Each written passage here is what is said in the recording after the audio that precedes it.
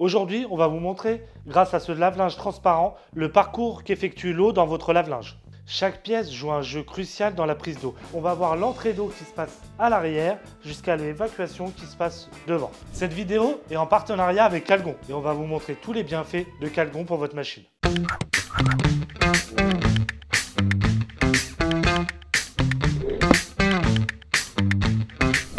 Je vais vous montrer comment circule l'eau dans votre lave-linge. Le plus simple pour vous le montrer, c'est de lancer un cycle et on va regarder comment se déroule le programme. Voilà, j'ai lancé le cycle, la porte s'est verrouillée. Maintenant, on va regarder. L'eau va rentrer par l'électrovan à l'arrière et va arriver directement dans la boîte à produits pour prendre la lessive.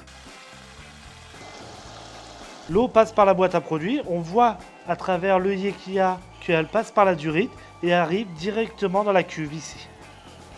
Ça remplit par la durite, comme on a vu sur le côté. Maintenant, ça va monter, le niveau d'eau va monter dans le tambour. Je attends que le pressostat qui se trouve ici coupe l'arrivée d'eau quand il aura le bon niveau d'eau dans la machine. Ce qu'on peut vous montrer aussi, c'est comment la résistance est émergée dans l'eau. On ne se rend pas compte sur un lave-linge classique, parce que c'est carrément caché. Et là, on voit bien qu'elle est plongée entièrement dans l'eau. Là, le remplissage s'est terminé, le niveau d'eau est bien. La machine commence à tourner et à laver le linge. Ce qu'on va pouvoir remarquer grâce à la paroi transparente, c'est que le niveau va baisser dans la cuve. Vous voyez, il va descendre au plus bas et on va même, en zoomant à la fin, on va retrouver de l'eau directement dans le corps de pompe et l'eau qui va s'évacuer. On voit que le niveau d'eau au niveau de la résistance est complètement au plus bas. Et là, il va nous rester juste un peu d'eau dans le corps de pompe, toujours pour éviter que les odeurs remontent. Quand la pompe vidange, l'eau est évacuée par ce tuyau qu'on voit monter là. Ça va être le tuyau de vidange qui est branché directement à votre installation. Ici, on retrouve la résistance.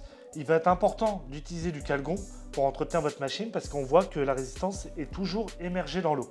Et on va avoir de l'eau qui reste stagnante, qui va développer une odeur. Du coup, le Calgon va jouer sur l'odeur et sur le dépôt de tarte qui va se déposer sur la résistance et qui va vous faire consommer un peu plus d'énergie.